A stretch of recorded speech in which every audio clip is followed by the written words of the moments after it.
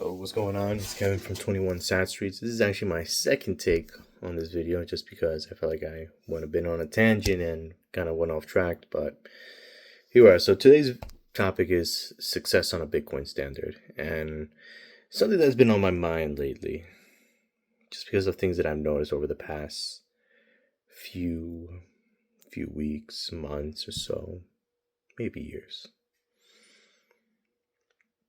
Maybe I see it more now, more that I have dug deep in as I'm digging deeper through the Bitcoin rabbit hole right here. Right now it's just Monday night. Honestly, I'm just ready to go to bed. But I said I was gonna make a video before that. But here we are. But anyways, yeah, success on a Bitcoin standard. And why I want to talk about this. The reason why is because I see more than ever that people are just glorifying or hyping up, just, material things that emulate or represent success, like you made it. One of them being is, whether it be, nice exotic cars or, houses or or just overall, a lifestyle that either they afford or even can't afford, or and all those can fall into that category. But people eat that up just because that's what's been projected on us through society for decades. And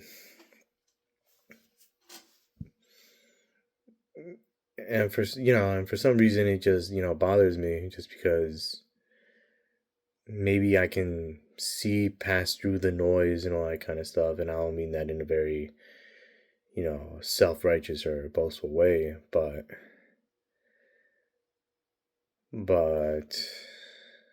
maybe that maybe kind of remind me at a time where I used to be like that, or that's what I was striving for, or whatever. But and not only that, but like I said, people think that's just success. And really, I think what success looks like now I say this from my own perspective, it's subjective. I mean, it's titled Success on the Bitcoin Standard. What it looks like. And I'll say this: success on a Bitcoin standard is not sexy. It's not sexy as the exotic cars or a house where you can physically see, touch, and enter in and out, or fancy vacations or lavish vacations and all that kind of stuff, or just the lifestyle. Because Bitcoin, I think Jerry said it best. I think Bitcoin is like a roller coaster. Goes up and down, but the thing is, it doesn't. I always say this: it goes up and down, but it's not going down. The same. It's not going below the same low that it was back in 2020 or 2018, to put it like that. And yeah, it's not sexy. It's not attractive, and people will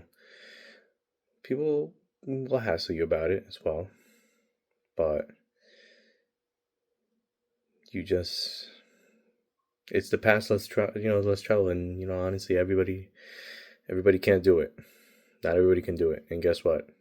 Majority of people are going to drop the ball on this because they had the opportunity 10 years from now or 9 years from now, because Bitcoin is going to get scarce. I mean, we're already seeing it before our eyes, where everybody is just here gobbling up all the Bitcoin they can. And I'm talking this from an institutional perspective, like Strategy and BlackRock and and all of them. And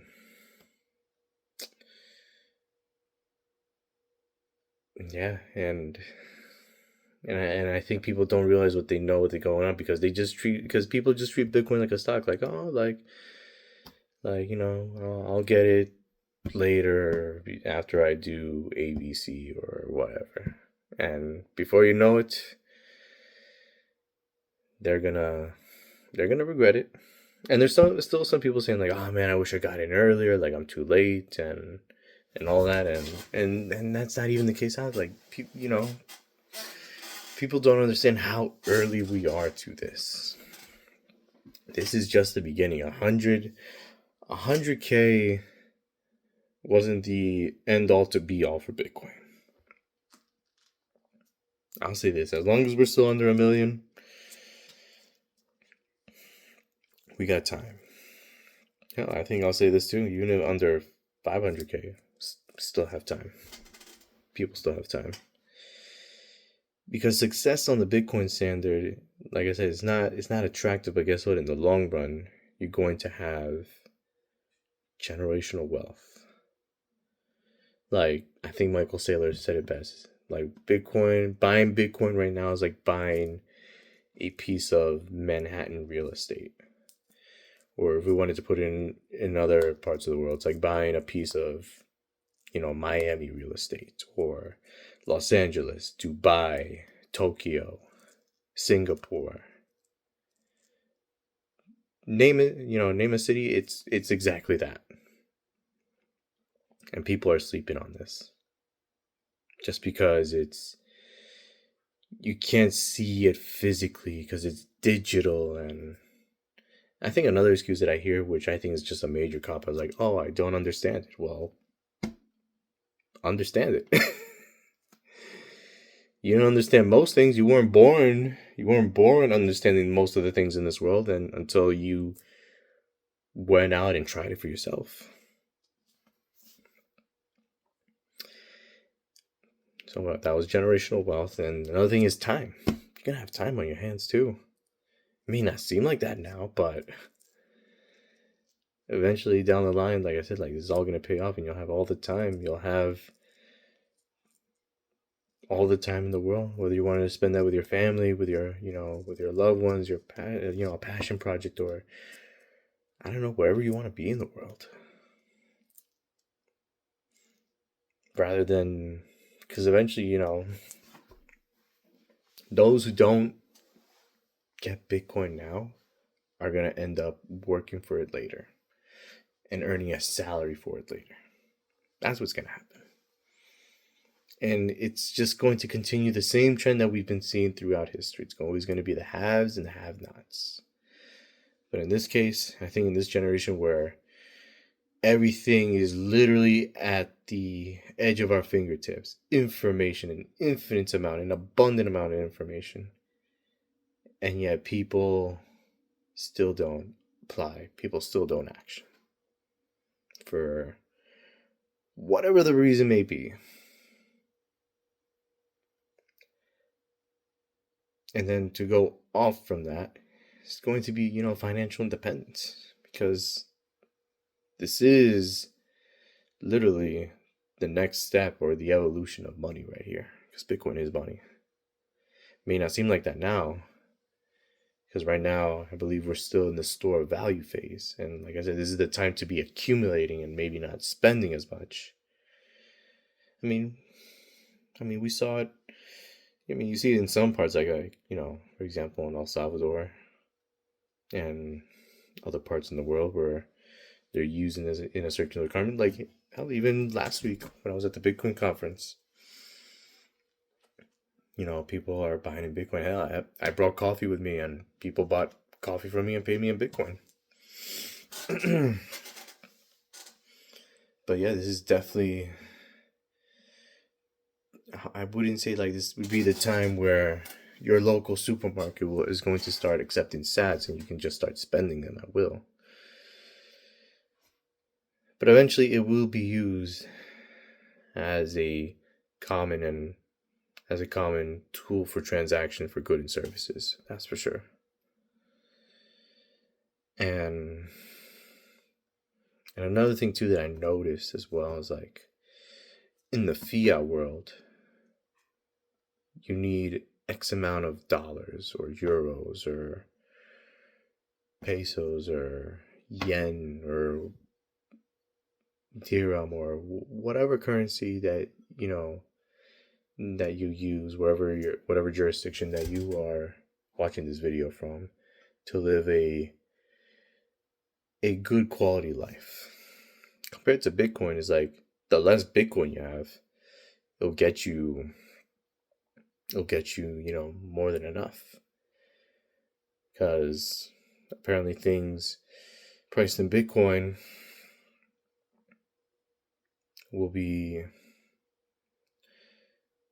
I guess you could say, feasible, cheaper. I'm not sure if cheaper is the word to buy, because, and I think Jeff Booth put it best, is that when the more that as technology advances and with AI and all that, and I'm just paraphrasing, I'm not saying this word for word, I could be completely wrong, the more things start to become cheaper, that goods and services start to become cheaper. And Bitcoin capped at 21 million a coin, that, like, since there will only be 21 million Bitcoins, caps it there, and it acts like as a deflationary tool, because with dollars, as the more dollars that are being printed out, the more that the purchasing power of your dollars, that you're in mine, you and I, the dollars that we own, is just eroding. It's not because things have gotten more valuable or anything like that, but it's the fact that the same amount of dollars that we're working today does not get us the same for tomorrow. And that's a cold, harsh reality right there. But if you got Bitcoin, then honestly, you should be good. Should be fine. Then, apart from that, like, apart from those main three ones, like I always say, if you're living a healthy lifestyle, if you got, your family, your friends, or even like-minded people around you, surrounding you in your network, that's another win as well. And if you're just on track with your purpose and your path and your calling, whatever you want to call it, and all that, and you're doing what you got to do, and you're drowning out the noise, you're good. That's success right there. I mean, like I said, it's subjective. I think success is in the eye of the beholder, or whoever wants to define it, just like I did right myself. It's subjective. But you know what? I mean, I usually don't do this, but you know what? Let me leave it up to you guys, especially the Bitcoiners. What does success mean to you on a Bitcoin standard? And I think that's the most. It's funny because I've always heard that for years, especially, going through, through school and all, like, success, and like, it's like, what is success? Success is this, success is that. And I always thought it was like, kind of like overkill, overplayed. but just getting into Bitcoin just really retrained my thoughts, retrained my mind. It kind of goes against, I guess the traditional norm or the orthodox way that society has given us what success means. And listen, I'm not saying having a nice car or a home or living a certain lifestyle is all bad. I mean, first off, if you enjoy these kind of things and all that kind of stuff, then more power to you. But if you're just doing it to show off and to flex and to, I guess you could say, to rub into people's face that you have this and they don't, and you're just doing it all in vain, all to fill your vanity, your ego, then you need to take a good look in the mirror. And I don't know, rethink some things in your life. Yes, like I said, like I get, trust me, I get stuff, I get, comments and all that just because I'm stacking Bitcoin and all that. Why don't I do this? Why don't I do that? But it's like at the end of the day, what's it matter? What's it matter to you? You're not paying my bills. So yeah. But anyways, these are my late night thoughts. Again, this is my second take. I think this actually went better than my first, but I'll leave that up to you guys. Said I actually do want to do more here on this channel for sure. So more stuff coming your way. I said I remember in the past couple of times I mentioned that I was going to do a mini series on the Bitcoin white paper and breaking it down. I got to do that. I actually got to redo the whole thing because honestly, first time I went atrocious and I didn't even know what I was doing. But yeah, I'm going to have to deliver on my promise and do that and try to make it sound as possible, hopefully. And just more stuff coming down the pipeline. And also, like, I think I mentioned that I sell coffee and all that kind of stuff, so I do have the coffee brand. I'm going to put that in the description as well if you're interested in buying. And of course, I'll accept sats. But until then, wherever you're watching this, good morning, good afternoon, good night. This is Kev from 21 Sat Street. And until next time, peace.